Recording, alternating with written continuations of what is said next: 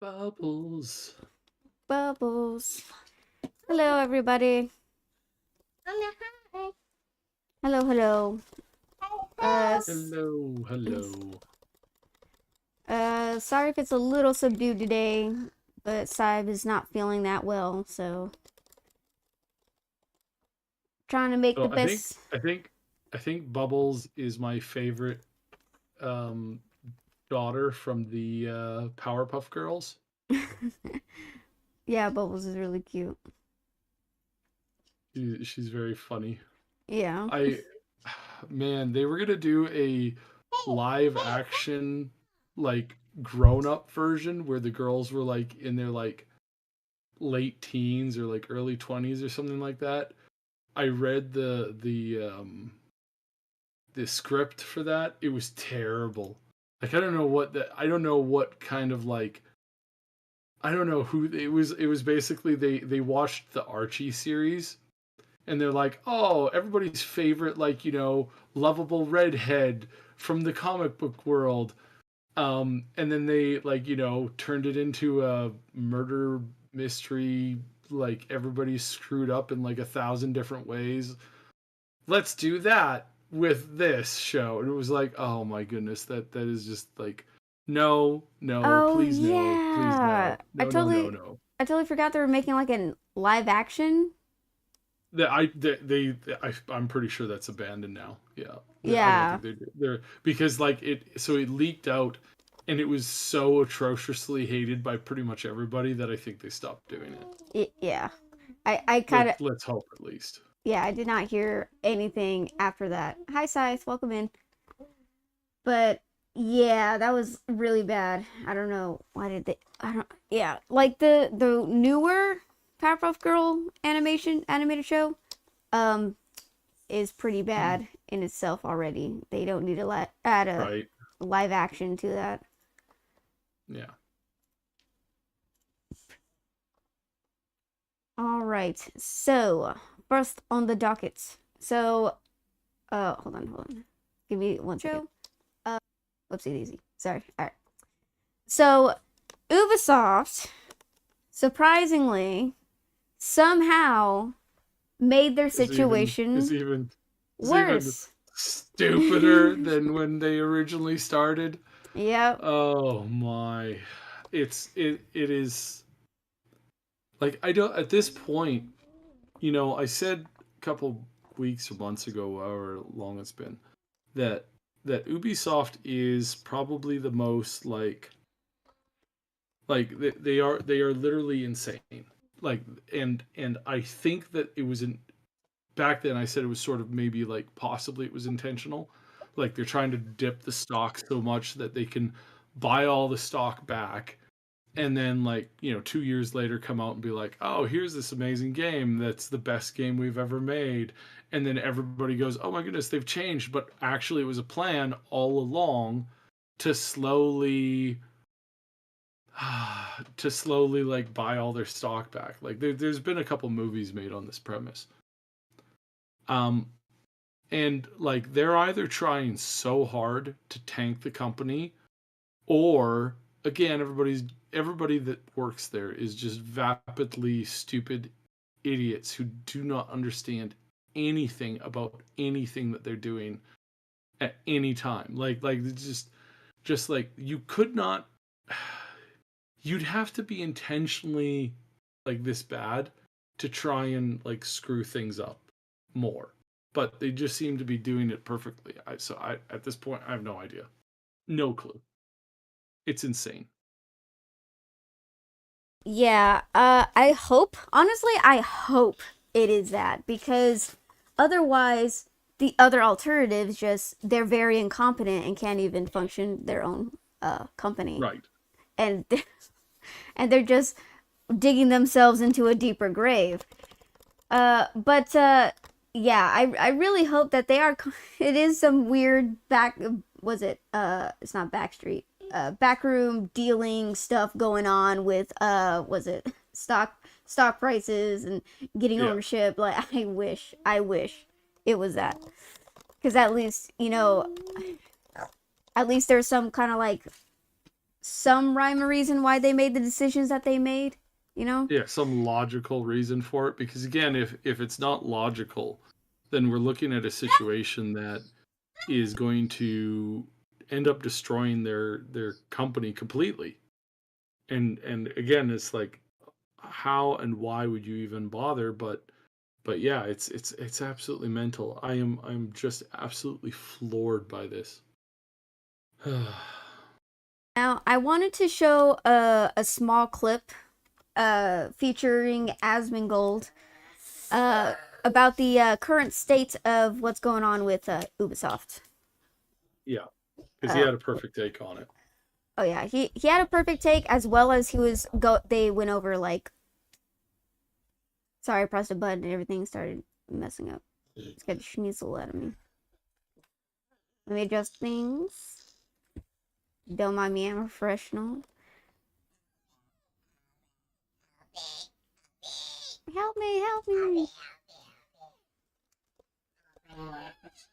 Is it me or did it get... Oh no, I froze. Oh, there we go.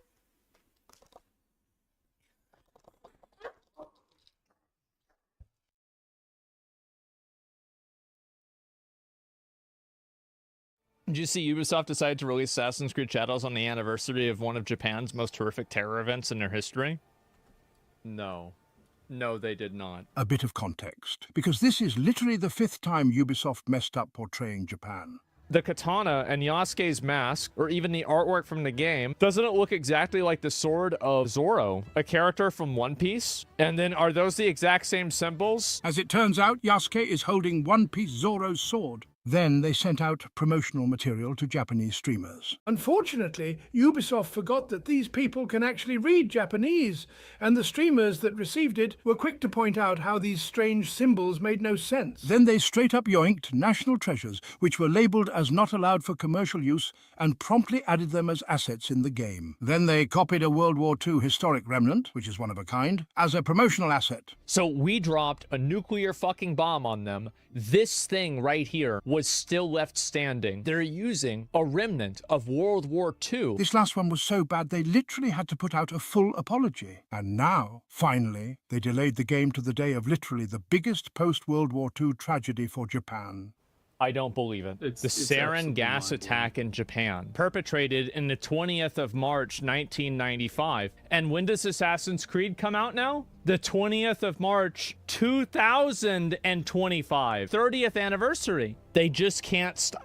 It's so fucking funny that so many of these coincidences are happening, especially whenever it's like, this is like obviously like a virtue signal type company. It would be really funny if people started making videos and talking about the fact that they wanted to release it on this day is so they could celebrate a black person killing Japanese people because it's the anniversary of a terrorist attack in Japan. This would be fucking hilarious. Greed cannot rule this village. Not while I have breath in my lungs and a blade in my hand.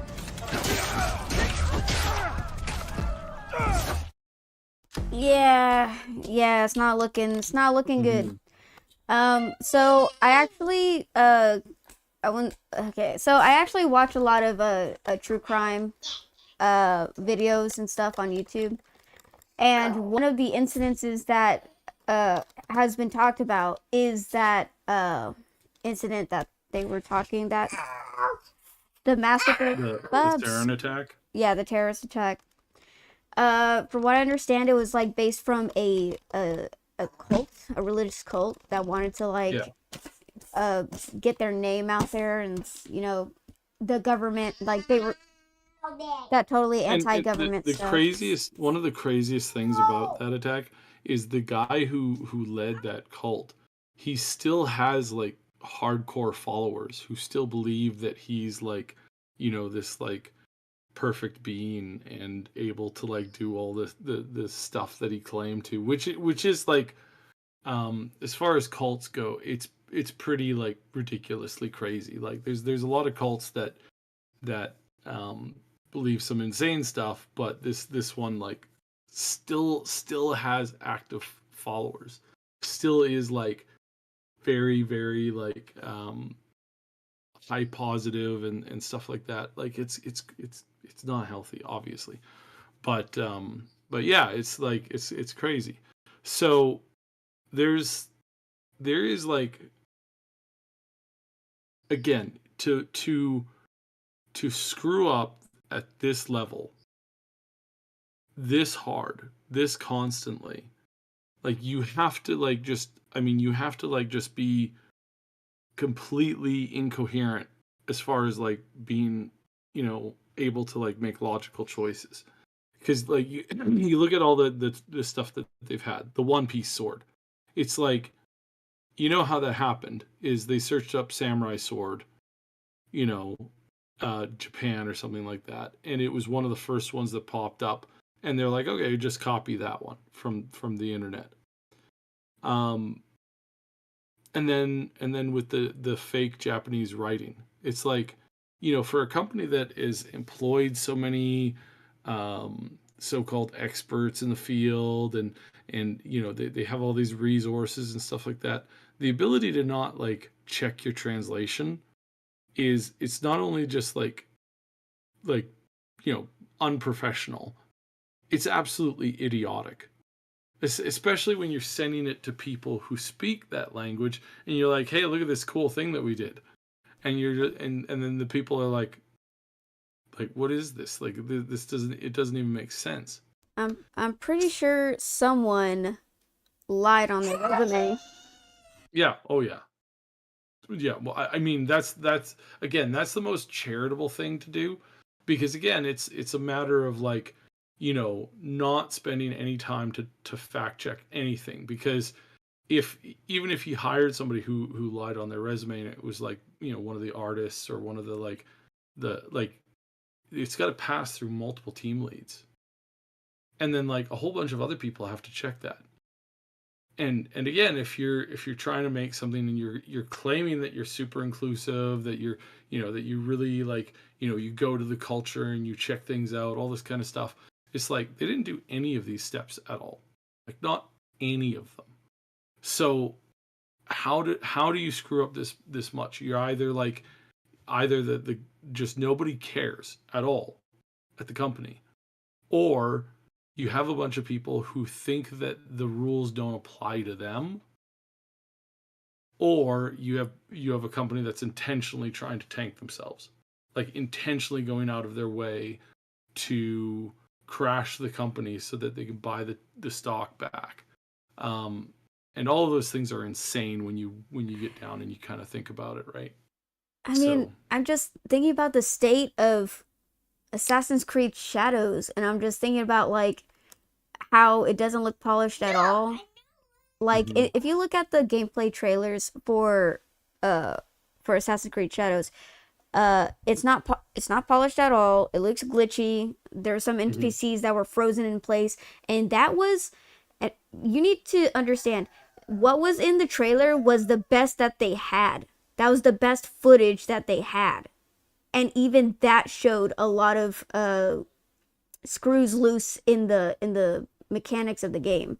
Like, and then not only that, what they didn't go over in the video was that the actual game itself, when Yasuke as a black man attacks Japanese people, do you hear cool Japanese, the time period, awesome music in the background? No, because he's black. They put a hip-hop remix when he's fighting Japanese people. And it's like, why did you do that? Why did you need to do that? Why was that the first thing that came to mind when you saw a black man, was to make hip-hop music for some reason? When you're in like samurai period Japan, like what? Like, okay, sure, okay. And not only that, I heard that there was like a lot of they used a lot of was it Japanese clan symbols, emblems? Yeah. They did not get the clans are still around today. Yeah.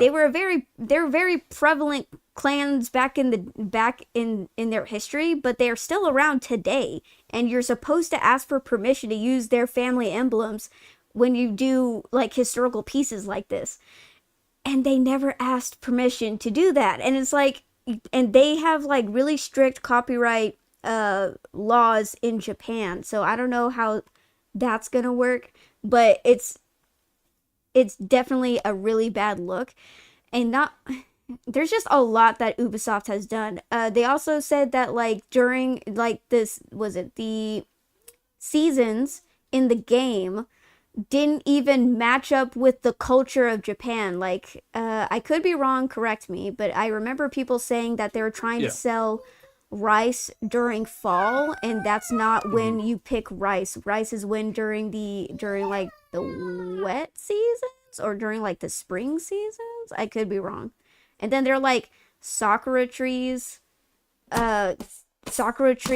like during almost getting close to winter. Like they're pointing out like the seasons and stuff were out of whack, and that they didn't even do like the basic like knowledge of looking up like how seasons in Japan work. Like this is really bad, and this is coming from a studio that prized getting, was it crossbows into a game because they wanted to be historically accurate. Like where did we go? Mm-hmm.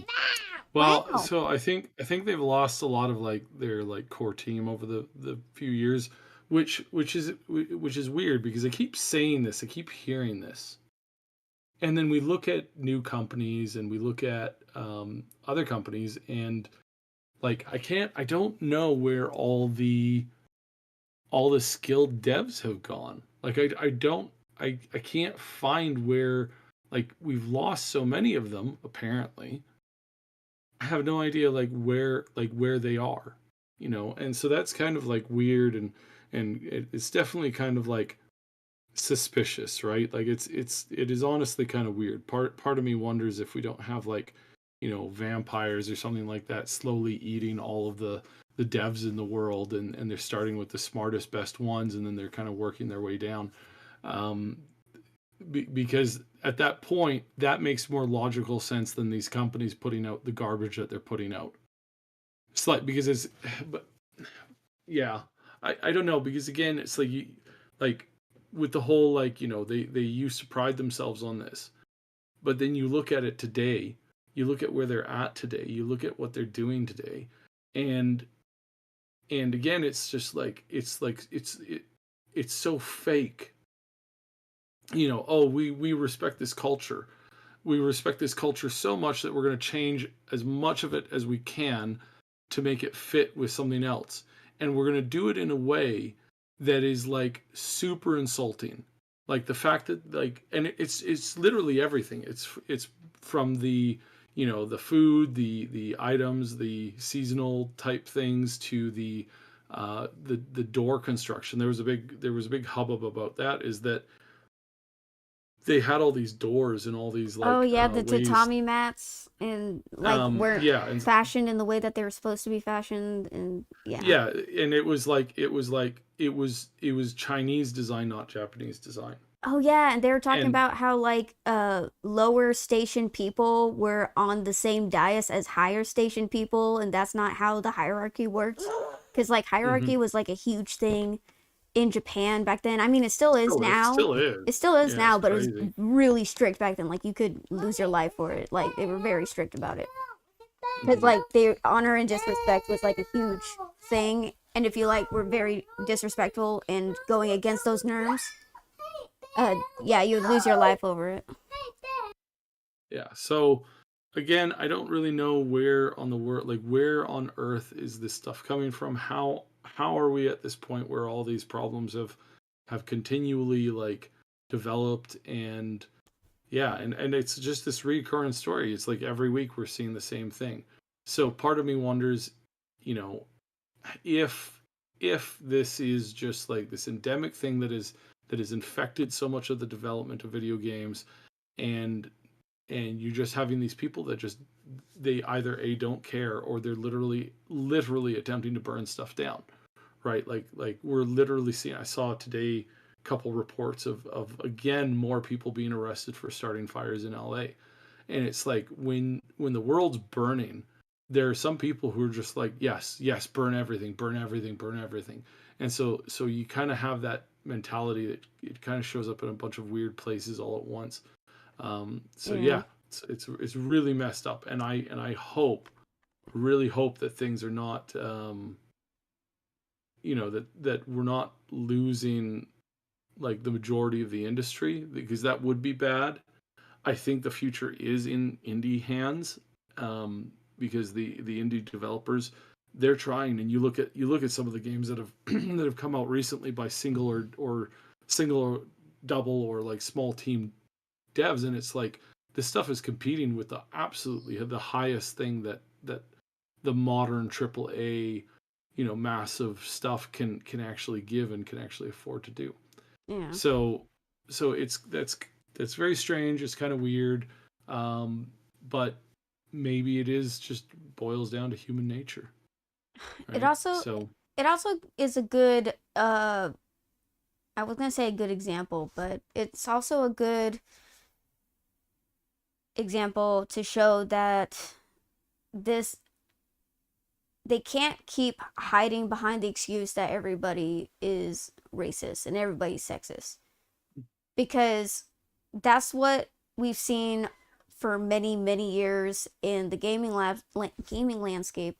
Is whenever someone had something critical to say about a game, they'll be like, oh, because there's a black woman as a protagonist, you're being racist and sexist. Oh, because they're black, you're being racist. Oh, because they're a woman, you hate women, so you're being sexist. Like that's been their go-to excuse for so long now, and people are getting so sick and tired of it. And having purposely choosing an African man to be the protagonist of your Japanese centric game. It's not the Edo period, is it? I keep forgetting what the period it takes in.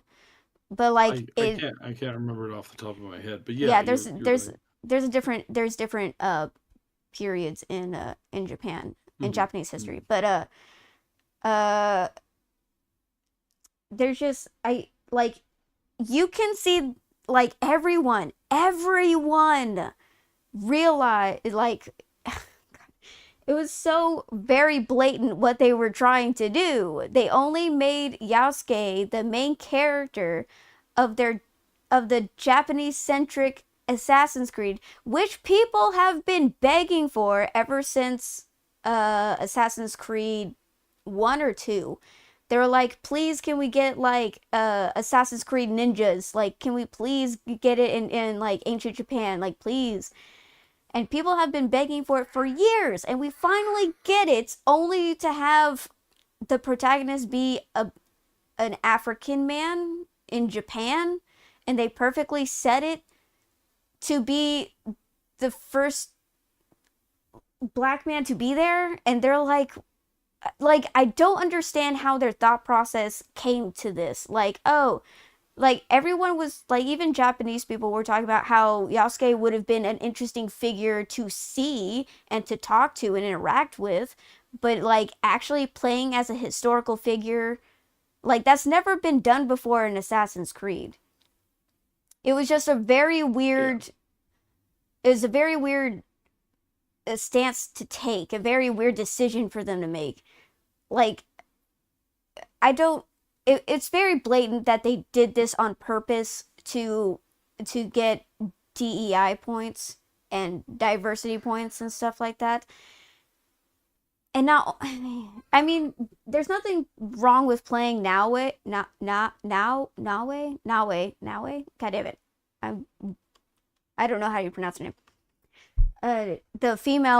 The second female protagonist that you can play. You can play as Hmm. Yasuke, and then you Yeah. can play another protagonist who's Nawe, who's a female ninja or whatever.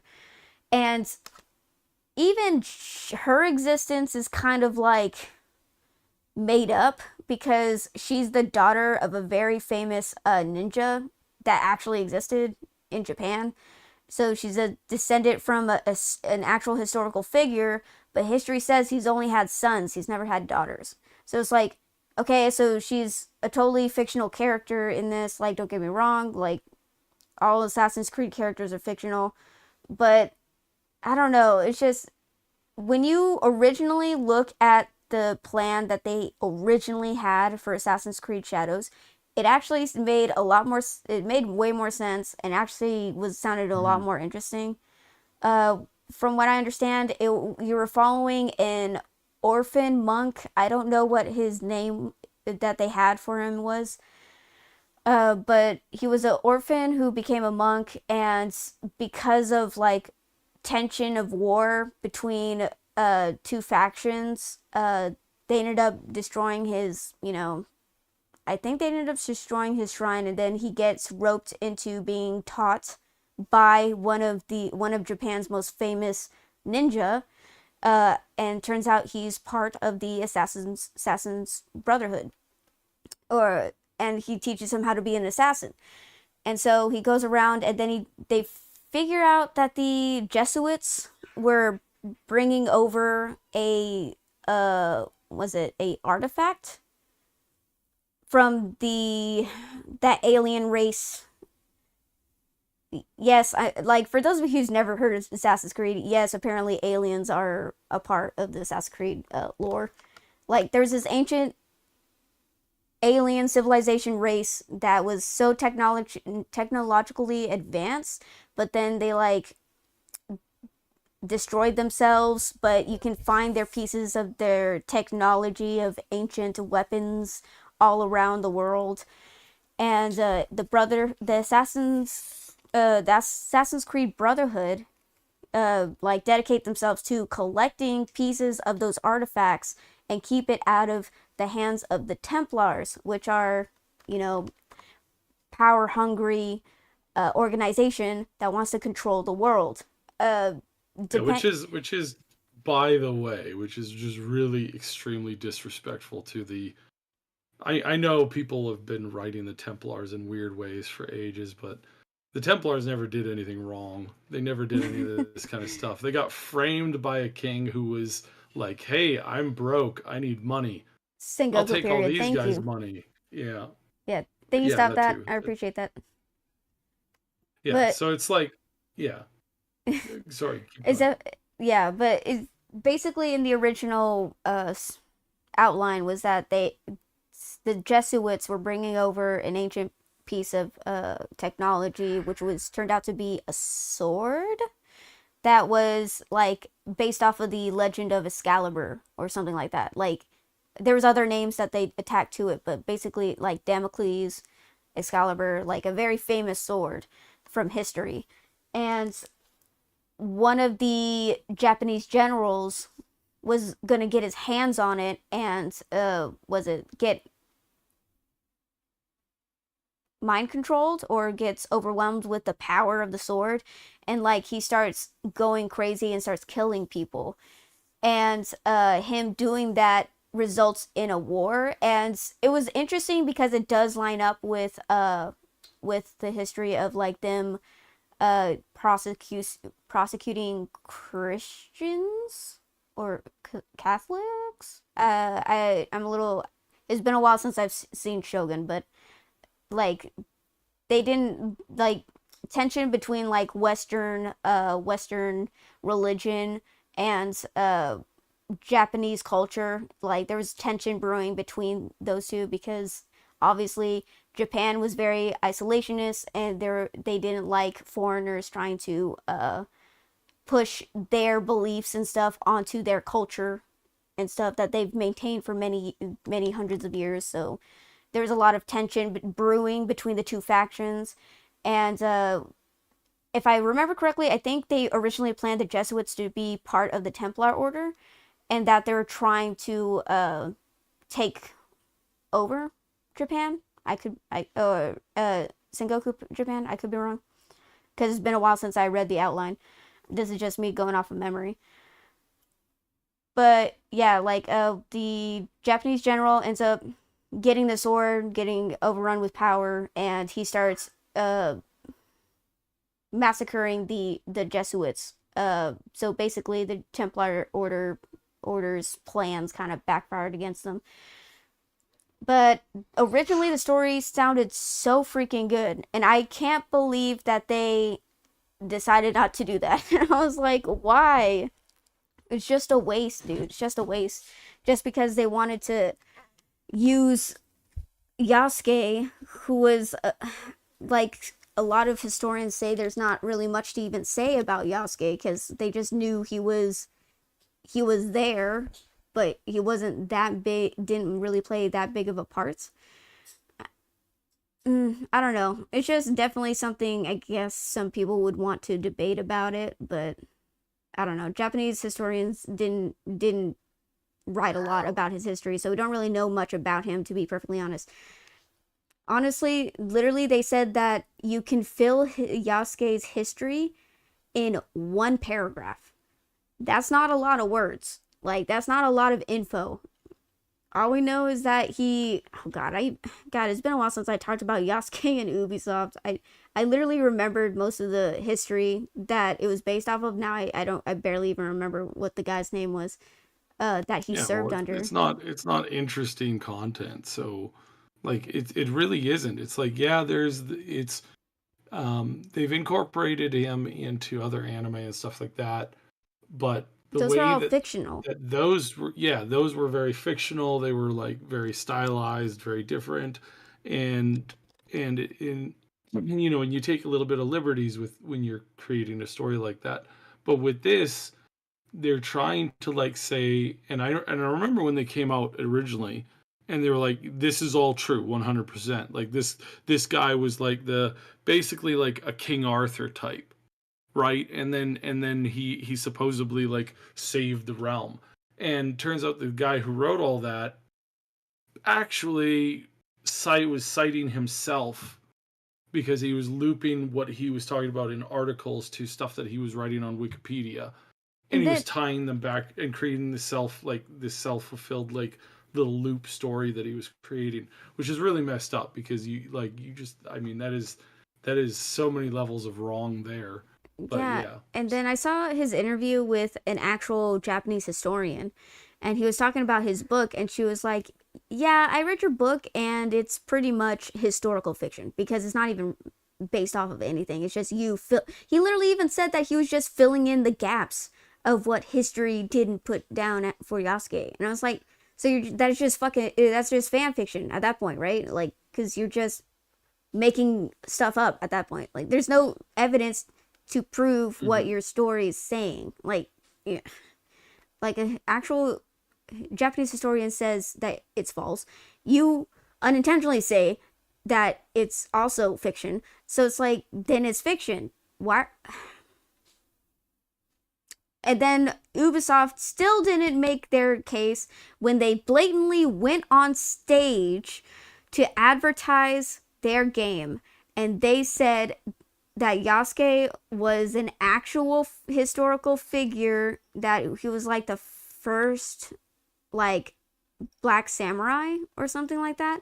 And that was their sales pitch, was like, he's historically accurate first black samurai. And that's what caused the whole controversy in the first place, because everyone was debating about if that's even true or not, because in Japanese history we don't really know a lot about him, so just claiming that he's the first black samurai in Japanese history is pretty disingenuous when they don't even know themselves. Do you know what I mean? Like, if you're going to make an historically accurate video game, or at least try to be as accurate as you can be, you have to be respectful to the source material, and you have to be respectful to the culture that you're basing your game off of. Don't get me wrong. If you've been playing Assassin's Creed up until Assassin's Creed Valhalla, you know they take such huge liberties with the story and with the, you battle gods. You literally battle gods. So questioning like historical accuracy, yeah, you can say that. But when you can't even get Japanese seasons right in your freaking Japanese Sengoku period game, like, I don't think I don't think you can just say, "Oh, Assassin's Creed was never real, like actually historically accurate." When you can't even get freaking seasons right, you can't get the culture right, you can't get the architect right. I don't think you have much of a leg to stand on to defend yourself against. Oh, it's never been historically accurate. We can't even get basic schnitzel right. Like, it's just infuriating because it just. Sorry, my nephew's screaming. But anyways, like. It's just infuriating because them saying, "Oh, it's never been historically accurate." It just gives them an excuse. Like, there's no accountability. There's no accountability. It flies in the face of what they were saying less than a year ago, right? So it's this back and forth, and people just generally, like, humans just generally, they hate hypocrisy, and this reeks of it on so many levels. So it's like, it's not surprising to me that they're facing all of this criticism, and that most likely this game will not be a financial success. I think they may. There's a lot of normies out there who don't really, like, they're not like keyed into the news. They have heard barely anything about this, and they'll buy the game day one because they're expecting it to be this great game. So we'll see a little bit of that, kind of hit, and they'll go, "Oh, our numbers are so great," but then expect to see it just completely die off really, really quickly. I mean, I think it's a debate to even, like, is the game actually gonna release? Like, I mean, okay, so right now they're in a limbo because they have to decide, do we push this game out and lose money, or do we just never release the game but still lose money? Like, either way they're gonna lose money. So yeah, at this point, I would transfer all of the game files, all the master files, everything that you have on it, to some small data center in California that happens to be, right in the way of the fire, and then go, "Oh no, guys, we lost all of the copies of the game. We have to start building this from scratch. We're so sorry." Oh, I wish they would do that. I wish they would do that.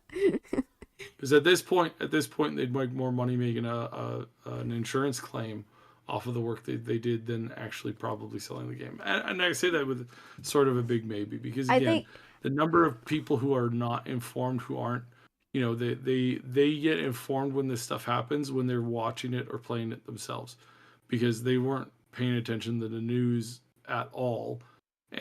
Because it's not healthy to watch the news 24/7.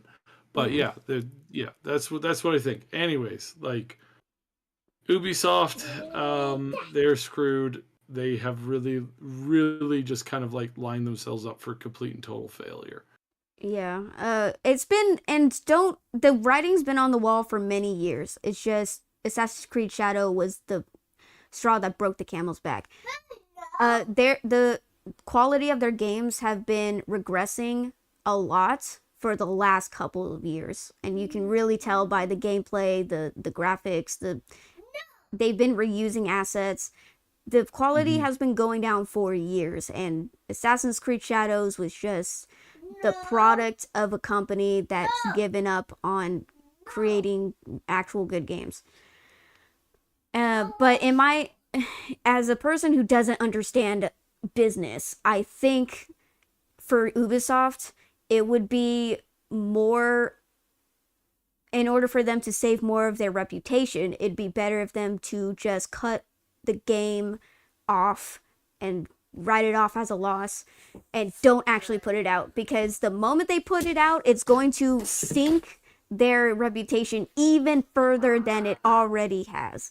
We're already at the bottom of the ocean. We're gonna go deep into the cesspool of lava if they release the game.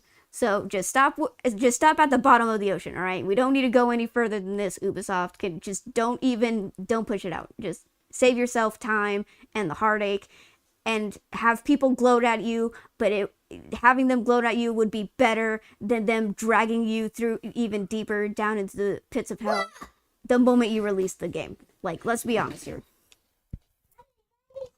But now that we've given Ubisoft a good lashing. I wanted to look at this article.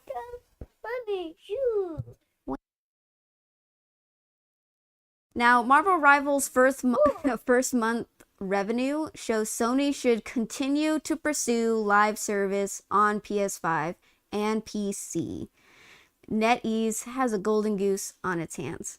Okay, so there's a lot of problems with this. Okay, the only reason that Rivals is as good as it is because, from what I understand, it took a lot of inspiration from a lot of was it live service shooters like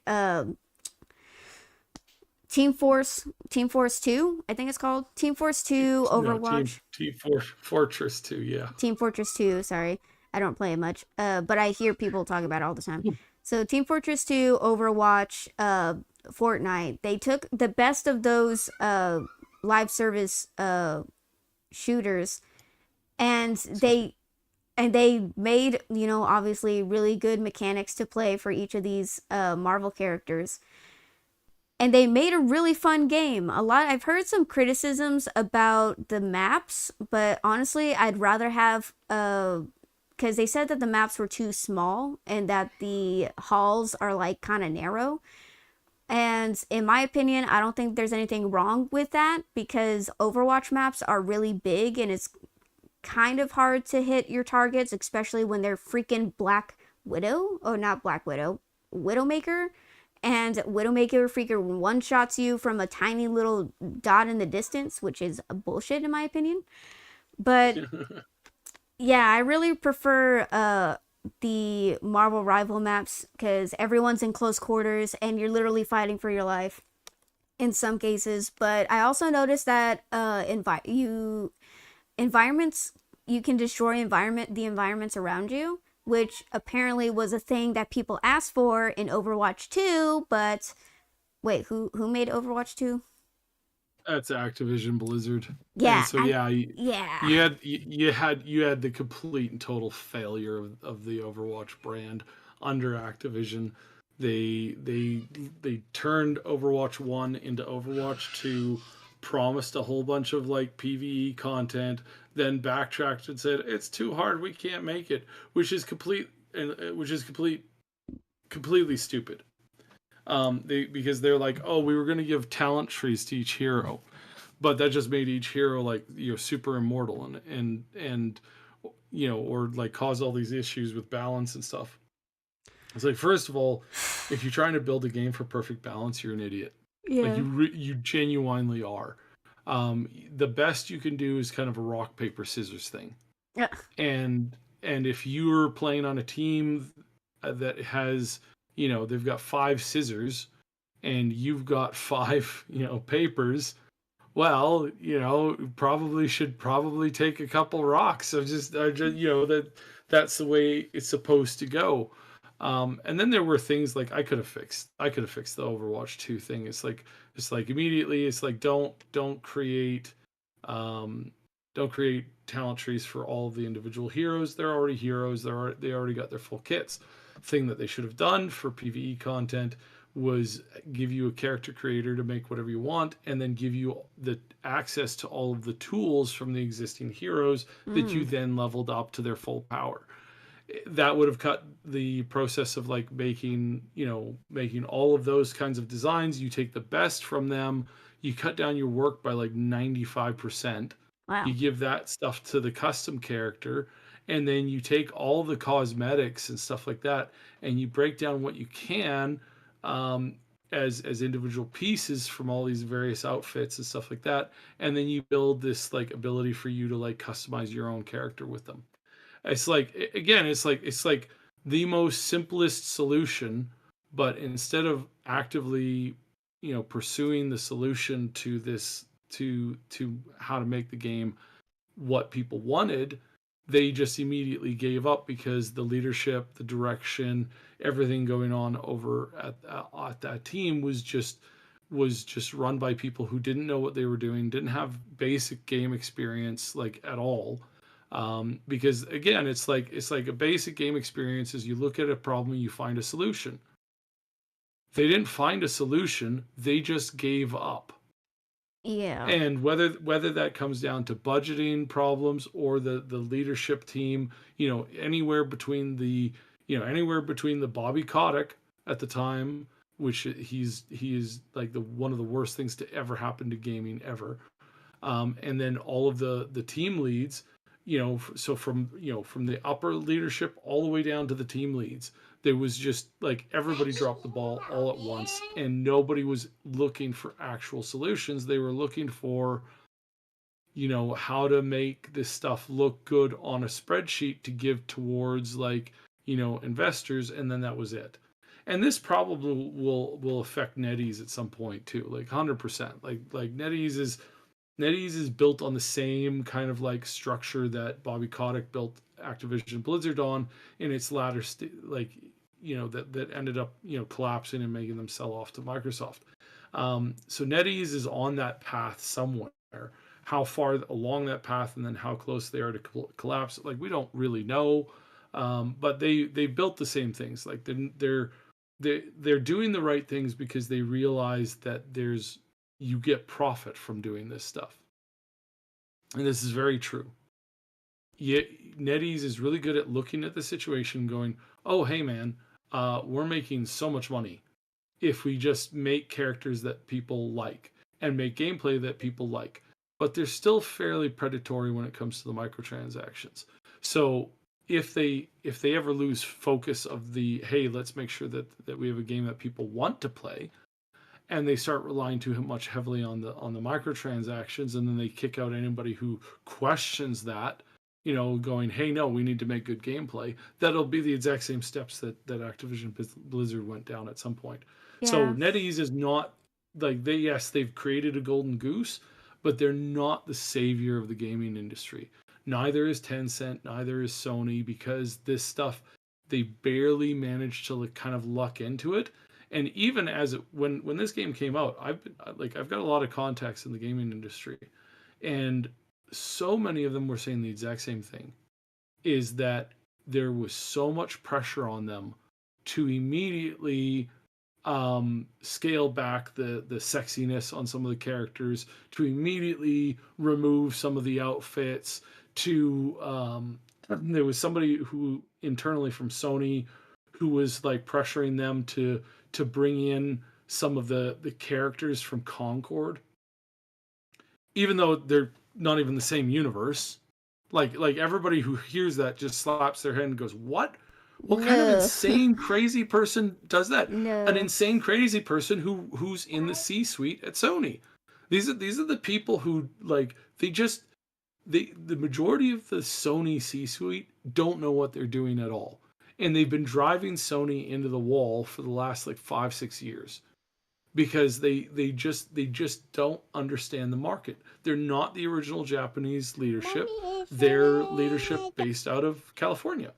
And they don't care about what gamers actually want.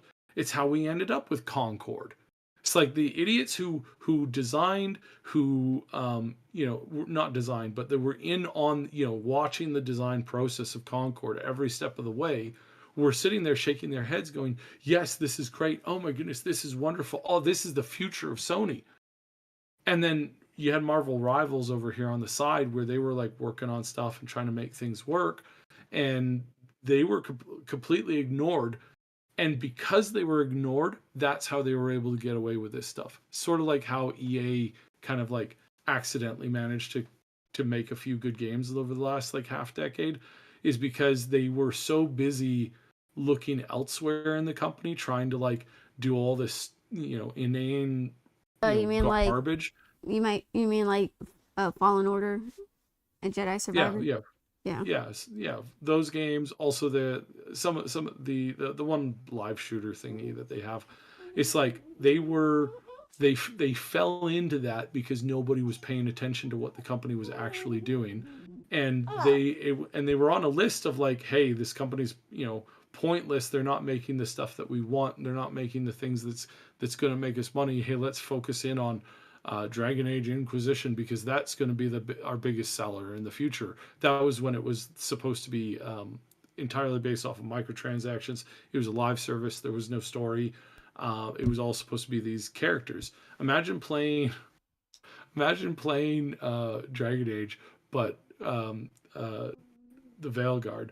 Ugh. But instead of like actually having a story and some kind of content, all you had was the preachy scenes from the characters, and then you just had repeated like missions that you just did over and over and over and over and over again. Ugh, God. It's like, yeah, Dude, just think about exactly. It would just be like it as would bad as make you sick thinking about it.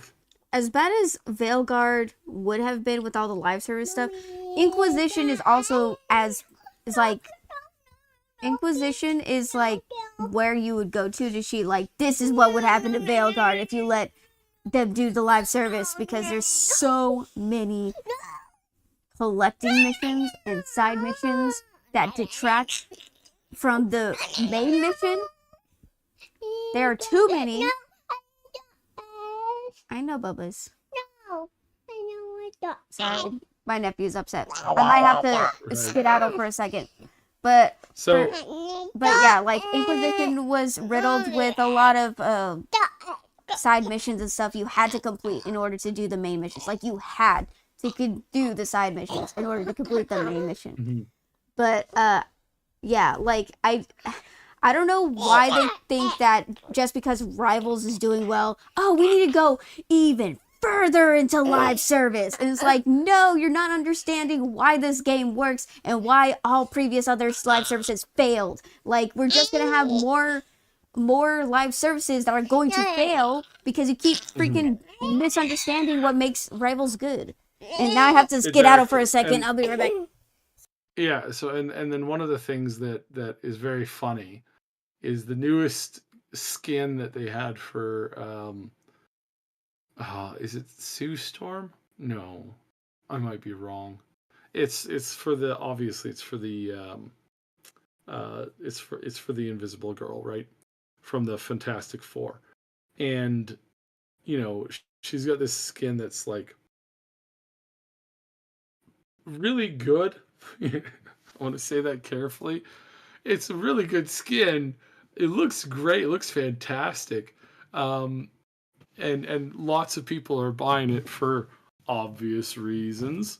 But yeah, that's the kind of, you know, that's the craziness that we have with that. So I don't know, let us know in the comments like does this make you more excited to play future Sony live services, or is this the exception to your live service possible, like if you have like a ban list? I allow like 1 or 2 live services, and they're always like stupid little phone games, and it's just there to just kind of like, you know, just to kind of keep my head on straight when I'm playing, like when I'm working through the day.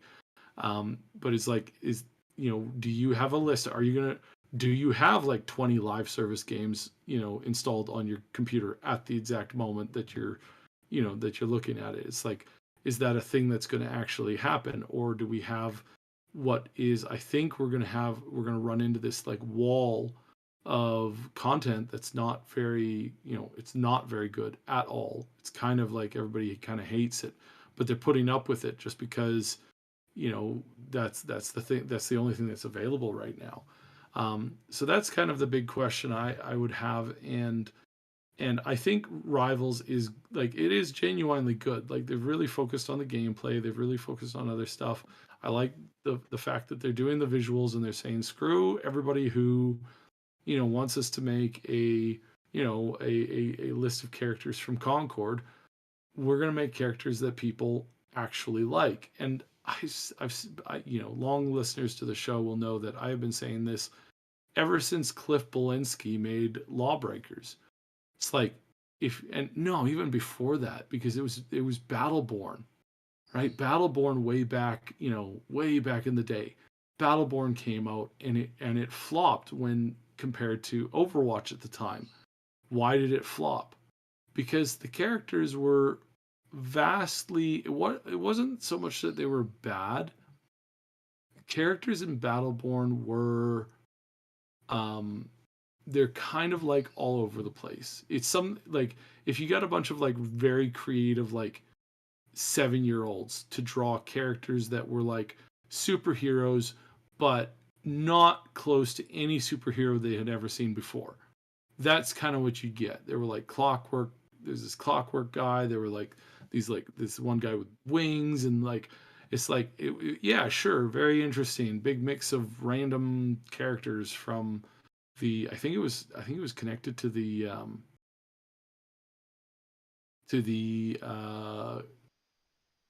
what is that damn series called? Man, this is driving me nuts. I the one with Claptrap and the Vault Hunters and all that stuff. Borderlands. Borderlands, thank you. You had this. It was all connected to the Borderlands, but none of those characters from Battleborn were in any way, shape, or form somebody who you would want to go on a date with. Let's just keep the language a little bit clean. Let's say that. Whereas Marvel Rivals, if you go, hey, you have to take one out for a date, and there's a very good chance that you'll have to like spend the rest of your life with them. Most everybody would be like excited. They would be going, "Oh yeah, this is going to work." Whereas Battleborn, some of the newer heroes from Overwatch, and definitely all of the heroes or characters, whatever you wanted to call them, from Lawbreakers, and then everything from Concord. It's like, oh well, that's kind of crap, right? Like that's not a good. That's not going to be a fun time. Like no, but with Rivals, like you clearly have this level of like people are actively engaged. They like these characters. They they enjoy their presence quite significantly. And again, it's like that's what gaming's all about, is wanting to make you connect in and like and appreciate characters that you're seeing constantly while you're playing the games. Yeah. I would say just overall, it's like, yeah. I think it is a golden goose. And I 100% believe that Sony leadership will eventually screw it up in some level. Yeah, that's what I'm worried about. I'm worried that they're going to pull a Street Fighter, and I don't know if any of you know about the controversy with Street Fighter, but they released a game, and everyone was like, "Oh my god, it has no micro." They said they weren't going to put microtransactions in it, and it doesn't have microtransactions in it, and it was like, "Yeah." And everyone played the game for like 2 weeks straight, and then they released fucking microtransactions. They saturated the whole game with microtransactions, and everyone was pissed. Everyone was so livid. And I feel that's what I'm scared of, is that eventually they're just going to saturate the game with microtransactions and put... I hope not. I don't want them to do that. Everyone loves Marvel's right now. I love Marvel's right now. I would hate for them to do that and ruin the game. I'm really scared because it seems that Genshin Impact, those live service games that really depend on, gacha mechanics and which is gambling, but it's gacha. It's not gambling. Well, gacha is gambling. What I'm talking about. Gacha is gambling in Japan, and in China, but it's gambling. And I'm scared I don't think they're gonna ever put that in here, but I'm pretty sure they might, maybe down the line. The game is not gonna be what it used to be, and they're gonna saturate the store with pay to win microtransactions and stuff like that. Really epic skins are gonna only do very special abilities that make them OP. That's what I'm scared of. I really hope they don't do that. I hope in some kind of miracle someone sees this stream. Please don't do that.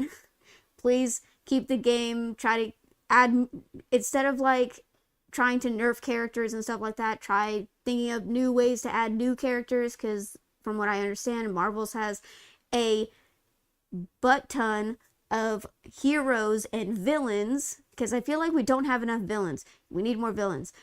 We need to put a butt ton of villains and heroes into the game that you can play as, and focus on giving them different abilities and stuff like that, and make it like just fill out the roster for people to like, you know, have fun with the game.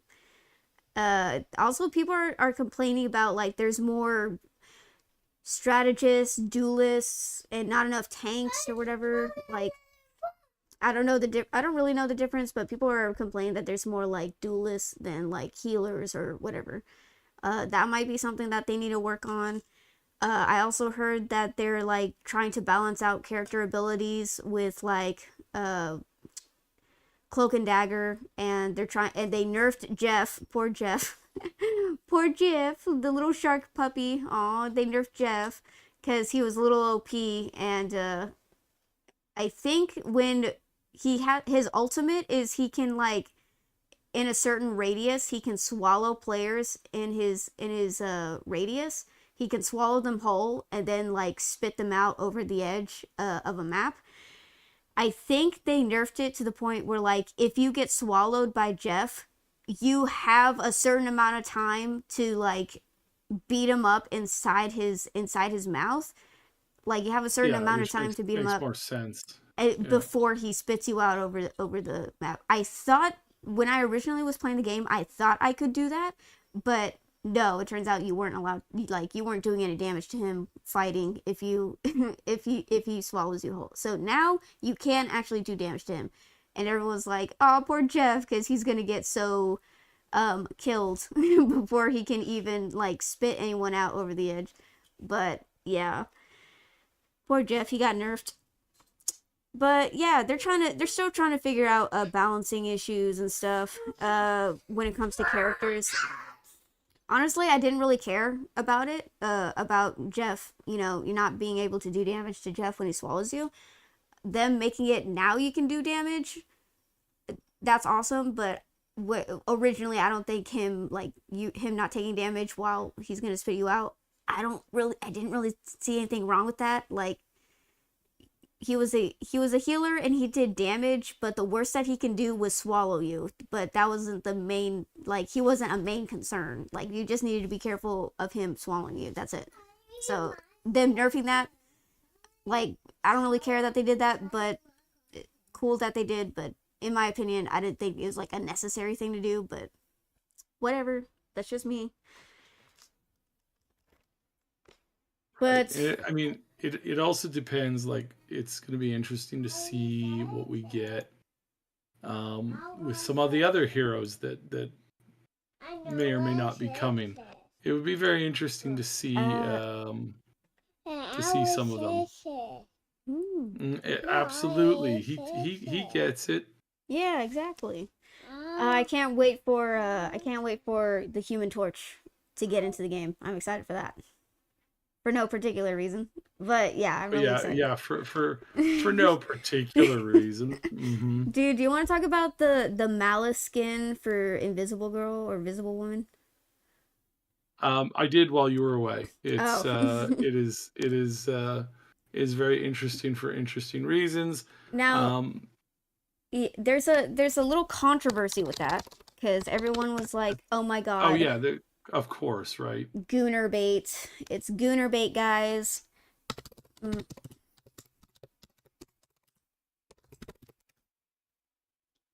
Okay, so this is her outfit. Oh god, you can't really see it that well. We're in the way. Hold on.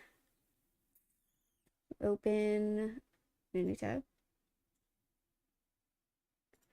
Okay, so this is her skin, and it's gorgeous. It's gorgeous. Look at it. And she does have a little rump. Not gonna lie, she got a little rump in the back. I don't know.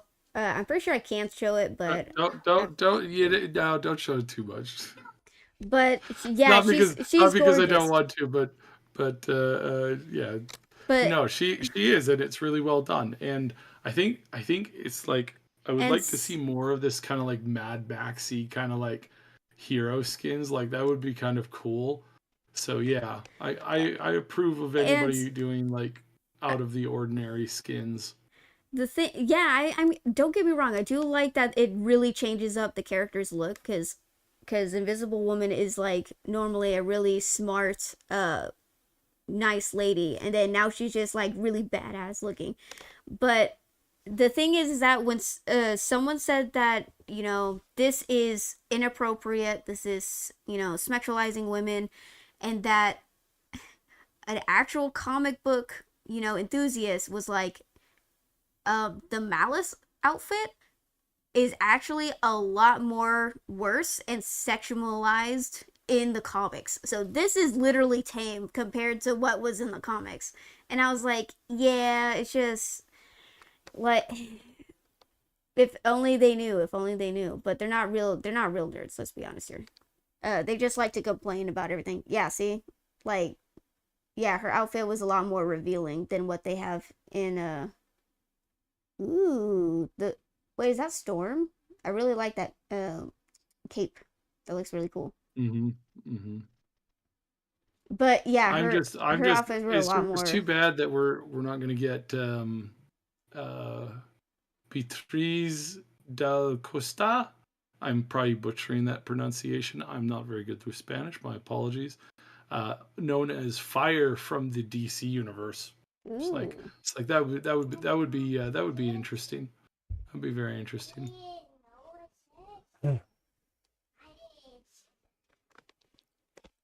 Sorry, I got a notification about like the Exodus game from Architect Entertainment, and I was like, ooh! I was like, ooh, a new lore video, but it was just talking about time dilation. Nothing yet. Still waiting to hear new info on it, but yeah. All right, moving on. I wanted to watch this brief. We're not gonna make it that far into the video, but I wanted to watch a little bit of this video because he explains Square Enix's new harassment This guy is policy. great too. Yeah. New harassment policy, and it's like policy. Bleh. Yeah, we're gonna briefly go over the video, like maybe the first 3 minutes of it. Like, we're not gonna make it like maybe 2 minutes. We're not gonna make it that far, but he said some interesting stuff about Square Enix's policy. Thank you for joining me. My name is Jarrell Dulé. I develop video games for a living. In the past, I worked as industry consultant in public relations, digital technology, and brand and product development. In this video, I hope to address Square Enix directly regarding the recent group customer harassment policy announced on January 10th, 2025. I would also like to address my fellow gamers directly later in this video. Today, I hope to offer advice and counsel regarding this situation. As a long-time customer of your products in the past, I will waive my customary fee, as I do not want to see your brand be negatively affected by this latest business decision. For those listeners unaware of the situation, Square Enix has recently announced a policy that explains they will deny service and support, and even take legal action or criminal proceedings toward customers who exhibit undesirable behavior, such as discriminatory speech, persistent inquiries, or asking for too much change in a video game. The details of this policy contain vague language that may allow for an overreach in interpretation and application. It cannot be understated that this is a very bad idea. Square Enix, as an industry consultant, I am telling you, this is a very bad idea. While this policy appears to be well-intentioned, it will build a sense of distrust toward your customers and a lack of resilience toward criticism. Any public action taken by a company like this is not merely an action. It is a message with many layers beyond the surface-level words. This harassment policy is dangerous in many ways. For your own business, your brand, you will be criticized. Gamers will see this as a sign of weakness, not strength. If you tell someone they cannot do something they were previously allowed to do, and you forbid them from doing it, what do you think will happen? People will feel compelled to do the thing that you have forbidden even further. you will see an exacerbation in actual harassment. You will have people afraid to offer constructive criticism for fear of having action taken against them. You will be viewed as an entity that cannot be trusted or communicated with, and customers will grow distant. Because you have framed this policy as protecting diversity, equity, and inclusion, people will grow even further resentful toward marginalized people, such as those who are not straight. You have created a situation that is causing people to further resent and vocalize hatred toward marginalized people. Yeah, so these policy changes, what really caught my interest about it was that they also said that they weren't going to allow people to talk about complain about or point out too many changes in their games. And I'm like, what? You're going to take lawful action against people who point out or who want change in your games? You're going to take legal action against your customers who say they want things in your games? What does that mean? What? That doesn't sound very legal. What?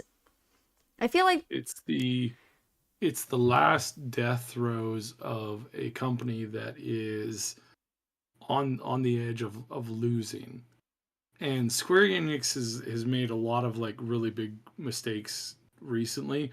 This one is probably their biggest one by far, because they're attempting to try and control something that was never meant to be controlled. You can't control your fans and what your fans do with your product and stuff like that, so long as it's not copying your stuff and selling it. And even then, piracy has been an issue for ages, right? Yeah. So this is just a company who is, let's be clear, they are dying. This is their last couple of games have not done well. They're barely getting along on the hopium and the member berries and all this kind of stuff. They've been making a lot of mistakes. They're not dying yet. Not like Ubisoft is. But they're making a lot of bad choices and decisions, and the response to this has been cut off all of the people who are giving us negativity. Well, one of the most important things in the creative process is negative feedback, healthy negative feedback. And when you cut down and you kill all your healthy negative feedback, you will start to just surround yourself with yes men who do absolutely nothing for you in the long run. A sycophant is not somebody who you can rely on when things go sideways. At best they're an insane cult member, fanatic willing to witness me, from the Fury Road. From that kind of mentality, right? Where it's I'm gonna die for my leader because that's the only thing I know how to do. And that's you don't build anything that lasts off that. You only build fear. And this is it's you want to hit the wall. You can maybe do this when you're making really great products, when you're making games that people want to buy, that you're making games that people are excited about. But the minute that you start killing off your fans, you start losing momentum. And that's what's going to happen here for sure, without a question. Now I'm trying to remember the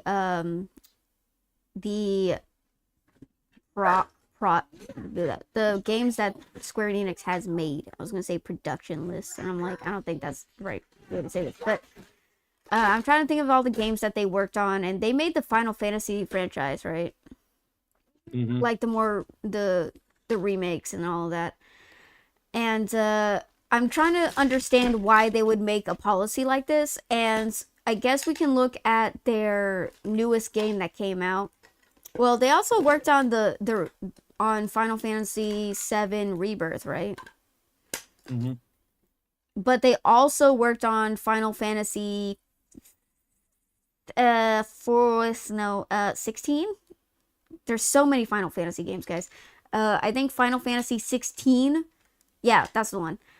That had abysmal pre-orders. And they had. I wouldn't say they were they didn't make a lot of money. They just broke even. I think they only made enough to cover expenses, but not. They didn't hit the goal that they set. Like, they're like, oh, we need it. I don't know why, but companies like to overestimate how much they're going to make on products. They do it in the movie industry. They're also starting to do it in the gaming industry. But they like overestimate how much they want to make. So they're like, we have to make 200 million and sell 300 million copies. We need to make this much and we need to sell this much. And they get disappointed when they don't reach those expectations. And it's like, well, sometimes you overestimate like how well your product is going to do. Sometimes they like overestimate to the point where it's not really realistic. But in Square Enix case, when it came to Final Fantasy 16, I think they at least hoped it would make like maybe, I don't know how much it cost to make. Actually, hold on. I should probably look up how much it cost to make Final Fantasy 16.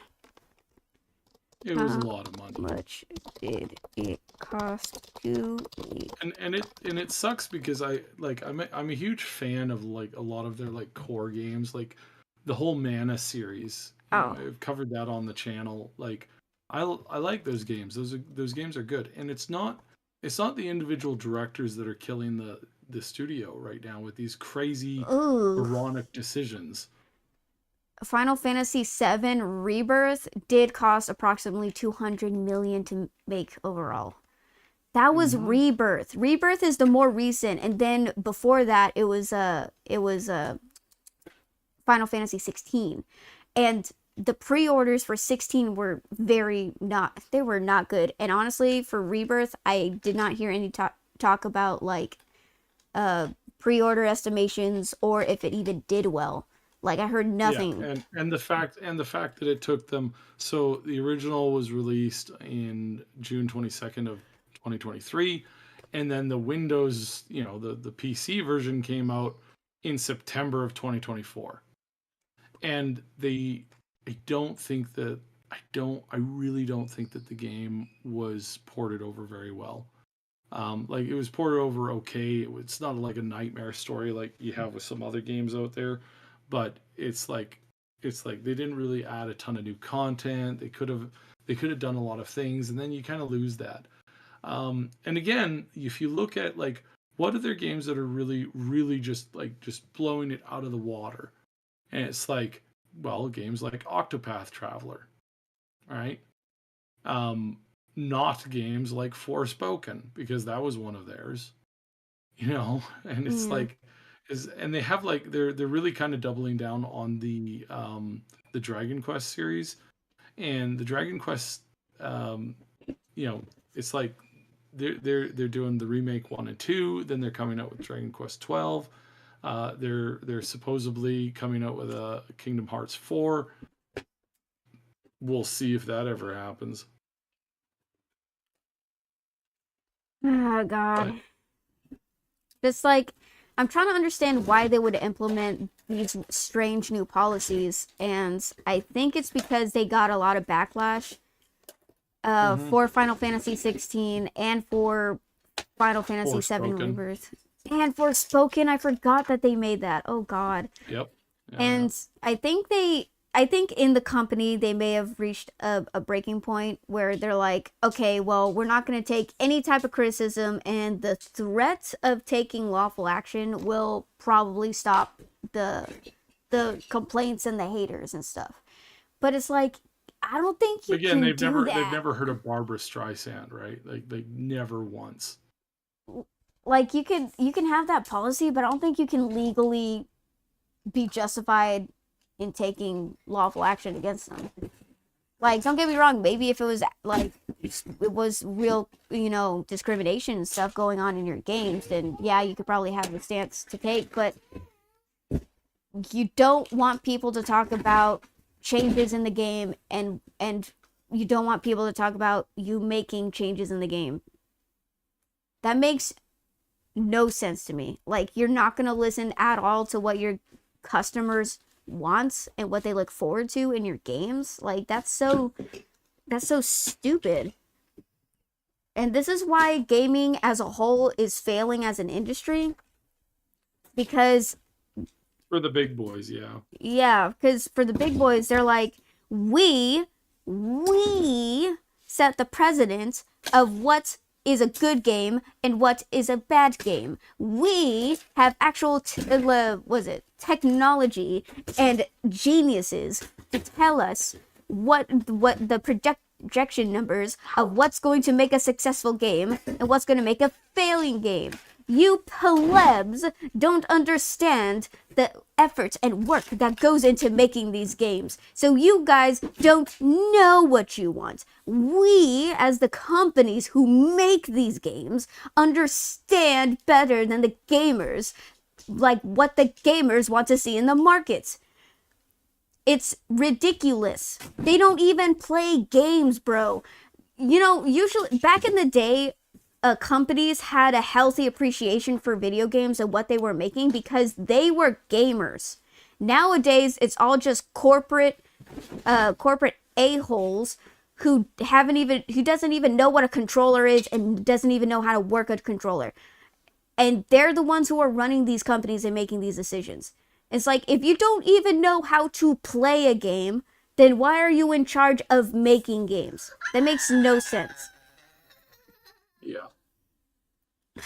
It's just, I guess I'm getting sick and tired of like people who don't even understand their own craft talking to me like I don't understand anything. It's like, you don't need, yes, I don't know how to code, but you don't even know how to make a good product. Like, I don't know. It's just very annoying.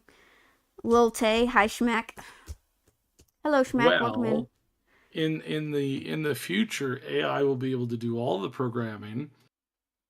Oh, and God. you'll be able to just design the game yourself, and you'll be like, hey, I think this would make a good game, and I think these will be good graphics, and hey, I really like playing this, let me improve it a little bit, and boom, there you go. Yeah. That's why the future is not with big like multi-corps, because they move like they turn like the Titanic. It's like they're so slow, they're so not capable of moving it in any way, shape, or form that will avoid tragedy. Well, yeah, even my nephew's getting frustrated. Especially when they've got a firing squad on the deck and they keep dragging the guys, anybody who's like, raising concern about like, hey, we're headed towards that giant iceberg, and they drag them out in front of the firing squad, and they're like, Sarah's no firing. Sarah's no iceberg. See, iceberg is an illusion. It is a it's that level of insanity, right? Yeah. It's like I can't tell you how many times I've seen this happen in human history. It's ridiculous, but yeah. Anyways, I was gonna say something, but I totally forgot what I was gonna say. But yeah, like they're only hurting themselves. They're not making improvements. Let's just leave it at that. Oh, right. I was going to say that why buy a game when you can just buy an AI game and then just make games forever from that, and then you'll never buy a product ever again. Like, why don't we just do that? That seems like a good plan. Yeah, I know people who still play Skyrim daily, right? Because it's like that's the only game they bought in the last 15 years. Oh my goodness. So moving on to slightly lighter topic, because even though we're talking about a lighter topic, well, maybe I should save this for last to leave it off of. But literally just as before the stream was going to start, this video dropped about CD Projekt Red issue statement about Sweet Baby Inc. And it's only 5 minutes long, but I wanted to watch this with you to let's watch it. I haven't seen it yet either, so this will be interesting. Something kind of flew under the radar, that being a certain response from the Joint Chief Executive Officer at CD Projekt Red, Mikhail Nowakowski. And so this user Bucket had responded to Nowakowski on Twitter, Bucket saying, "I love how they keep pushing the word that they still have staff who worked on the previous Witcher titles, like we don't know they lost the prime meat from the bone. They also don't want to openly talk about those Sweet Baby Inc. employees working for them now." Nowakowski actually seeing this and responding to it, saying, "We are not working and have never worked with Sweet Baby. Never even heard of them until recently, TBH. Also, we have not lost prime meat, as you put it." This is not the first time Nowakowski had talked about not losing prime meat, so to speak. Back in October, he made a tweet saying that CD Projekt Red has had the lowest rotation of people in recent years. And back to the current response from Nowakowski, we've got this reply that a user had made 19 minutes ago saying, "You may not be working with SPI directly, but you have embraced everything they stand for." And showing a video from 2 years ago where CD Projekt Red actually said deep dive approach to ESG. Hopping over to that video, we can see that it's got over 100,000 views and just over 400 likes, with top comments such as, "Looks like the Corpo ending was canon." And the Cyberpunk handbooks literally mock this stuff and state it as being the outright disruptive stuff that it is. Imagine having an anime studio save your reputation from the tatters it was in, to the point they had to fight you on a ton of design and writing so as to make it good, to immediately turn around and self-sabotage this hard work anyways. According to my recollection, one example of that was the whole Rebecca situation, where CD Projekt Red was like fighting Studio Trigger because they didn't want Rebecca to be included in Cyberpunk Edgerunners. And we got that famous quote from Studio Trigger, the quote being, "The lolly must stay." What happened was I was one of the people on the creative team to actually vote Rebecca out of the original cast during pre-production. Because what happened was that CD Projekt Red first got the character design for Rebecca, and they were like, "She's a lowly. Lowlies don't exist in Night City. It doesn't fit the Cyberpunk 2077 aesthetic." But Trigger was like, "No, the lowly must stay." Yeah, you know, we've got like giant Borgs like Adam Smasher. I'm gonna stop it right here for a second. But when I heard that, I got so annoyed. I was like, "Can we stop?" As a petite woman who lives in the real world, like. I am so sick and tired of people pretending that people like me don't exist. Like, I am 4'8", I'm 28 years old, and people do confuse me for being younger than I am. I think it's gotten better over the years because I'm getting older, and some people think like I'm just out of high school. But when I was younger, they would confuse me for younger than that. But I'm sick and tired. You still get carded everywhere you go. Yeah, I do. But. Somebody looks at your license and they're like, "Come on, girl, this is the worst fake license I've ever seen," and you're like, "That's my real license." Dude, there was one time someone asked to see my license, and I gave it to them. Like, they weren't a police officer or anything. They were just like a friend I was hanging out with. They're like, "Can I see your ID?" Like, I told them how old I was. They're like, "Nah, let me see your ID." And I showed them my like driver's license, and they're like, "This is fake." And I was like, "No, this is my government issued driver's license. This is real. I am really," at the time I was like 22. I was like, "I am 22 years old." And he's like, "What? No way." Like, that's, people like me exist. And I hate that everyone's like pushing this narrative that we don't exist. Tiny women don't exist. Tiny men and tiny women don't exist. It's like, yes, we do. We do look younger than we actually are. It's just a genetic thing. And I hate that they're acting like, "Oh, well, it's just a fictionalized person just to like sexualize children." And it's like, no, we actually do exist. That's itself is another topic, but I'm just tired of them acting like, you know, short, skinny, tiny women don't exist. It just pisses me off because I'm literally sitting right here and I exist. Like, it's so frustrating. We've got people doing all sorts of body augmentation and stuff. Dudes got literal like mantis blades coming out of their arms. But hey, Rebecca, that Rebecca character is just too girls like that. Yeah, they say so much like rude things to women on Twitter who look younger than they are. And it's like, we're just trying to be like, was it? Dang it, Ash said it earlier. We were talking about like, you know, how women like need to like embrace being like an actual woman, you know, because that is who they are. Like, yeah, see, like, I don't know, I forgot the word for it, the term for it, but yeah, like, you shouldn't be like body shaming women because they don't meet the typical standard of what a woman looks like. Like, it's very frustrating. And they start attacking women. They're like, oh my god, that's a child. And it's like, no, we're in our 30s. We just are very short because we had parents who were short and now we are short. Like, it's just a genetic thing. It's not like we can help it. Works like Adam Smasher. We've got people doing all sorts of body augmentation and stuff. Dudes got literal like mantis blades coming out of their arms. But hey, Rebecca, yeah, that Rebecca character is just too far. That's not realistic. Night City wouldn't have that. What a bunch of cope, man. Sounds like some of them were just like personally offended by Rebecca. Hopping back over to CD Projekt Red's video about their deep dive approach to ESG, which for those not aware is intrinsically linked to DEI, as DEI is terminology that corporations largely propagated in their approach to securing things like ESG funding from various governments. The video itself does have music playing in the background, which I'm not sure might trigger the copyright bots on YouTube. You know how that can be. So we'll take a look at some of the transcript here, where they say, we believe that our primary means of influencing the world at large is by developing games which can enrich gamers' perceptions. This is why we do not shy away from confronting socially important topics in the stories we tell.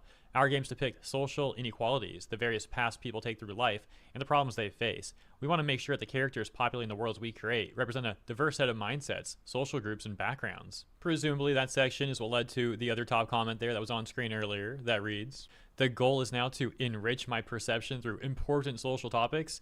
No thanks, guys. I just want fun games with good stories. Another comment reading, translation, from now on, The Witcher games and Cyberpunk games are going to receive the same treatment that The Witcher series got. A complete disrespect for its fans, its main characters, and stories. That's a bold move, Cotton. Let's see how it plays out. And from only 3 months ago, a response to that comment reads, thankfully the world is healing. It played out poorly. Now companies are scared of being associated with DEI and ESG, including CD Projekt Red CEO. But it's too late. That comment also getting a rather interesting response that reads, BlackRock et al. Told everyone to start trying to distance their DI messaging due to backlash whilst maintaining quote-unquote the work in the background. Nobody is scared. They're just trying to become more sneaky because people noticed what was happening. I mean, I think the reason why they're being sneaky is because they're scared. Because they're losing money. So of course they're scared. And the one thing that they want is money. That's all they care about. Seems like that could go either way, really. It's becoming kind of semantical. Like, you go back like 4 or 5 years, it's like you had to DEI everything or you wouldn't get approval for certain loans and stuff. And that caused a lot of like heart attacks in the CEO world, because they're like, oh no, we have to include this stuff, otherwise we're not going to get approval for loans. Like, we're going to have to get loans that are like, you know, that's got 2 or 3 times the interest. So that's why they suddenly made the pitch towards it, and they're thinking, yeah, everybody will just fall in line. Well, it turns out that that's not really how, you know, anything works at all, and it's a really terrible way for you to run a business, because it turns out meritocracy is actually really, really, really, really, really important, and there's a lot of people who don't like some of the other stuff that the DEI stuff stands for, and it's not, and yeah. So and I mean, again, there's lots of nuance to this. You know, this is simplifying a topic that my preferred route of handling this would be to talk about it for about 5 to 10 hours, probably, to like go through it really slowly, to talk about all of the individual issues, because again, there is a lot of nuance to a lot of stuff. It's not just super cut and dry, but for, you know, these big corporations, that's what they were doing. You know, they were making it very cut and dry, they were making it very simplified, and they were like, no, we have to do this because, you know, X, Y, and Z. And they didn't really think about every other letter in the alphabet. Yeah. So, and turns out when you're just expecting everything to just kind of like fall into place, turns out that's not how, you know, the world works. Yeah, it's definitely like, everyone keeps saying it, and I'm going to repeat it because it's true. Everyone's been saying that this DEI, ESG stuff was just a trend, and you're going to constantly see trends change and the dime flip. It's not going to last. And the fact that they were thinking this was going to last is actually pretty laughable, because there was going to be a breaking point. Everyone that I was looking at online and stuff, everyone was talking against, all this crud. And I was like, there's going to be a breaking point, because people are just going to have had enough, and they're going to push back against it, and they're going to push back against it hard, because the first thing that these companies did was stamp out criticism. And the moment you start doing that, you're going to start flaming resentment and bitterness and anger, and people are going to push back hard, especially in a country, in America, where we have freedom of speech. It's a thing. So when you start censoring people, like they can't talk about the things that they want to talk about, especially their own hobbies, you're just begging for things to go wrong. Seriously, you're just begging for people to like explode on you. And yeah, now look where we're at. Things are starting to turn. Things are taking. People are starting to change their. People are starting to change their approach to how to make games. Not all of them, obviously. We just talked about Square Enix changing their policy for the worse, but moving forward, most games are focusing more on just making good stories, because we've had enough of this. We want something else. And yeah, like, people have voted with their wallets, as the saying goes. People have decided, especially in this economy, as the economy starts rising and everything keeps getting expensive, customers are getting very selective on what they want to spend their, money on. And seeing that most of these games freaking suck, companies are starting to lose money, and they're realizing that. So now they actually need to make quality products that people want to buy in order to make a profit. And I'm just baffled that they didn't realize that this was the thing that was going to happen later down the line. Like, people were going to get sick and tired of your poop. Like, people were going to get sick and tired of being treated this way. You're surprised about that? It's just live and let learn, I guess. Yeah, it's shocking how stupid these analysts are. Like, I've been raging against analysts since we started the channel. It's like, there are analysts out there who have no idea what they're doing at all, and they have been bumbling through, success, in most cases, by sheer luck. And it's not that hard. Like, people are like, is that really hard? Like, it's like, yeah, you try to do that with something that's like life threatening, right? Like try to. So here's what you do. You look at investment markets, and you say, oh, generally I think that AI technology is going to go up and is going to be worth more money in 5 years than it is today. It's like, no, like, really? Oh, wow. That's shocking. Oh, cars will continue to sell. It's like, okay, well, what amazing financial advice. Because of course cars are going to continue to sell. It's like people will continue to buy homes. It's like, okay, all of those things are really simple. And that's essentially what these like high-level analysts have been doing in the games industry. Oh yeah, they look around and they go, oh yeah, the games industry, games made by EA are going to do okay, or like they're going to do good. And this was back when EA was like sort of like doing okay. And so all these financial people, they go and they invest in them. And then they're like, oh, we can't possibly be wrong. But that's just broad scope stuff that will eventually you'll eventually like get caught for and outed as like, being an idiot. But the way that some of these people do this, and the way that some of these analysts worked, is like they're not only like, in some cases, when they know that the chicken's going to come home to roost, they're retired by then, so they don't even care. But you try to do this in, like, say, safety, right? Like highway safety.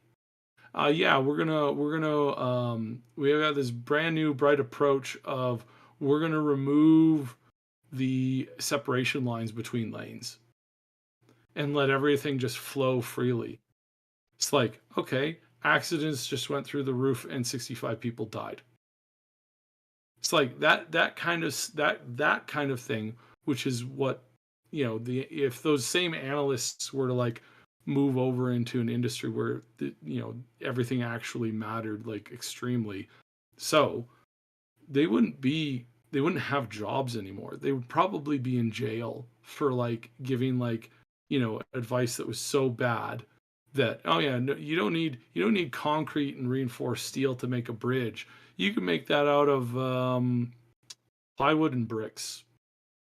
It's like, oh my goodness, it's and that is the epitome of what the industry has been for the last 15 years. It's just nobody realized that they were getting tremendously bad advice, like just nonstop. It's like, oh yeah, Concord's going to be great. It's going to make so much money. Oh, Forspoken. Oh yeah, that's most likely going to be the game of the year. It's like there were people who thought this, who were told this, or who told other people this in an attempt to bandwagon and make a bunch of money. And then they're like shocked, floored, and in some cases violent when they realize, oh, we're screwed. It's like, yes, you are. Yeah, you definitely, yep. Yeah, you definitely shot yourself in the foot there. And now sepsis is setting in. So. Oh my. Yeah. Yeah. Bad. All right, let's get to this last story because I'm almost at my limit here. All right. I'm still sick. I'm still trying to get better. Thanks for everybody who's been, helping and sending kind thoughts and stuff. Thank you so much. It's been a really rough past couple of weeks here. Yeah.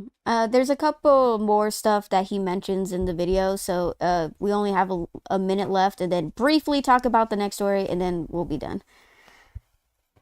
One could argue that means they're scared, and one could argue it doesn't, I suppose, depending on how you look at it. There is also, of course, that bridge stuff that's been getting discussed. And on top of that, there's also been some companies attempting to change DEI to IND, inclusion and diversity. So dropping the E acronym. But ultimately, let's not forget what started this entire discussion for today's video to begin with. That being Nowakowski's response on Twitter, the response to Bucket, where he did mention Sweet Baby Inc. and denied being associated with them, denied having worked with them rather. That doesn't seem to really mean all that much, as there's many different DI consultation firms. Sweet Baby Inc. is just one of the more well-known ones at this point. And hypothetically, even if CD Projekt Red is not working with any of those firms, they are still ultimately way off the DEI deep end, according to various executives at their own company, and for example, their own company website. So yeah, like I said, simply saying that they haven't worked with Sweet Baby Inc. doesn't really mean much of anything in my opinion. Regardless, it is interesting that Nowakowski, once again the joint CEO of CD Projekt Red, felt compelled to respond to that comment by Bucket and even make a public statement saying that they haven't worked with SPI. Let me know what you think about that and why you may think he even made that response to begin with. As always, thanks for tuning in. Consider liking and or I thought that last bit about people talking about the company Bridge and them changing ESG and DEI to DNI. Obviously, they're trying to change it so that they won't get flagged as easily. And for those of you who don't know, BlackRock and Bridge are companies that actually support diversity, inclusion, and stuff like that. Like all this DEI nonsense. They're the ones who actually take rich people's money and funnel it into other businesses that promote DEI. So that's where Bridge and BlackRock come from. They're the main heads of all this BSery. For further clarification, if you have any female lead characters, any minorities in the game, any disabled people. You're gonna get like points. You're gonna actually get diversity points, and companies are going to decide if they're going to actually, fund you for your projects. And that's where Bridge and BlackRock come in. They're the companies and organizations working with these people to actually fund projects like that. Just for clarification. But moving on from that, Like a Dragon, I don't know if that's the actual name. When they first made a trailer drop for this game, it looked insane and I was interested in it. And just looking at all the weird stuff we're gonna look at a little bit of the stuff. I don't want to stay on it too long because it's 13 minutes, but we're just gonna look at a little bit of some of the stuff that's gonna be in the game.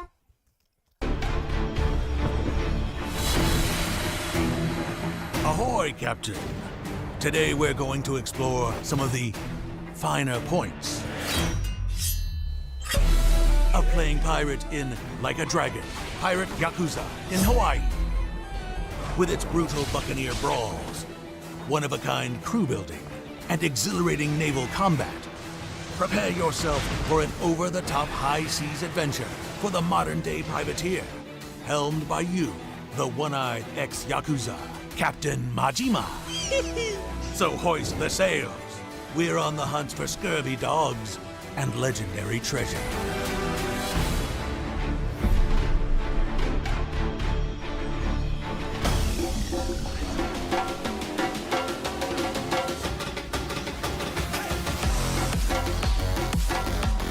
Like a Dragon, Pirate Yakuza in Hawaii's dynamic combat system features 2 unique fighting styles for a deep variety of devious mix-ups. Deliver explosive blows, judicious juggles, and gravity-defying air combos that generously reward your creativity. With Mad Dog style, channel Majima's muscle memory to slash and stun scallywags into submission. Deliver precise yet powerful combos with speed, agility, and flair. Dodge and block to land destructive counters. Then bust out a heat action and send them below decks. Still standing? Hold down an attack to shiver their timbers with crushing charge moves that will have you lightning dashing, whirlwind slashing, and uppercut mashing. Do that enough, and you'll end up with a full madness gauge. This is good. Unleash it to summon shadowy doppelgangers, multiplying your destructive force to take down hordes of enemies in a flash. Once you've mastered Mad Dog style, Sea Dog has you dual-wielding cutlass short swords and buccaneer gear to make shock bait of your enemies. Engage at range by throwing your cutlasses like razor-sharp boomerangs to slice through crews. Or use your chain hook to close the gap. Then yo-ho-ho, break out your pistol and blow the man down. If you feel the tides turning against you, summon reinforcements with fabled dark instruments and a maxed out madness gauge.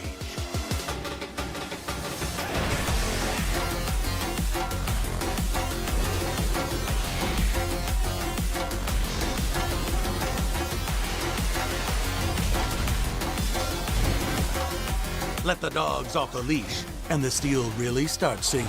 Mix up fighting styles with lightning-fast swaps to execute criminally creative combos, and give these clowns a hands-on juggling lesson.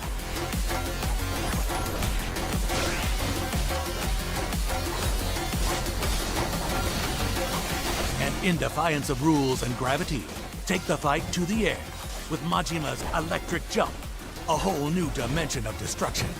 Hope you have a frequent flyer program, because you're going to enjoy the air up there. We're keeping this sea shanty short, but there be tales of scattered makeshift weapons to find and wield on the fly, of upgrade paths and precious rings that enrich your abilities, and plenty more to discover as you master a dual combat system as savagely maniacal as the man once called the patron saint of pain.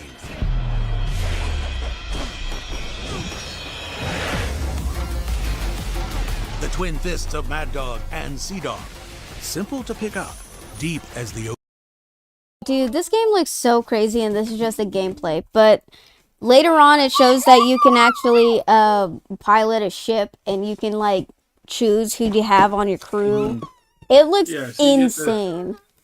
You get to customize your crew like to crazy levels. You get to build up like your big boat with like everything from like normal cannons to flamethrowers to laser beams.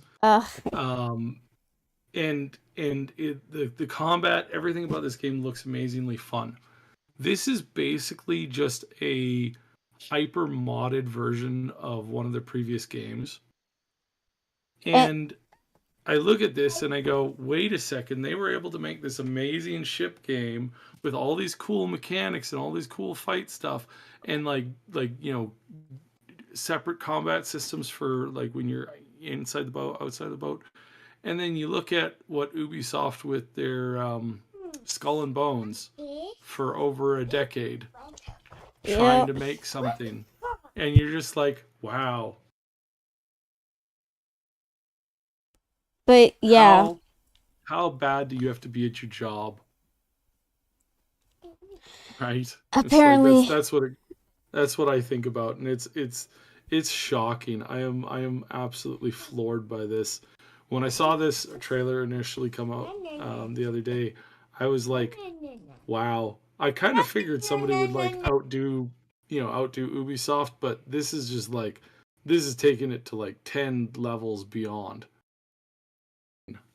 The one thing I love about this is that as crazy as it is, it's canon. As crazy as it is, it's canon. And that's what I love. Yeah, but I mean the Yakuza, I'm losing it. Those games have always had that kind of quirky, silly, like side fun stuff going on, and I've always thought that they were, they had so much more room to do cool stuff. And then I think about like some of the other like really zany games that have come out over the years, and this is what people want. Like people like this stuff. Yeah, I really can't wait to see it. Like, what else? Like, I've never played a Yakuza game, but this makes me want to play the game. I really want to play it now because it looks so crazy and out there, and it's canon and like part of the story. And I'm like, okay, now I really want to play it. But yeah, I guess we'll just leave it there. It's getting late, and that's about it. Don't want to keep you here as any longer because obviously you're not feeling well and you need your rest. But thank you everybody for joining us. Tomorrow I'm gonna be streaming next week on Twitch. Oh shit. Sorry, the camera fell. But I'm going to be streaming next week on Twitch. You can find my info in the description down below. I'm Lady Reaver. This has been Cybes Obsidian. I hope to see you guys next time. Goodbye. Goodbye, goodbye. Bye-bye.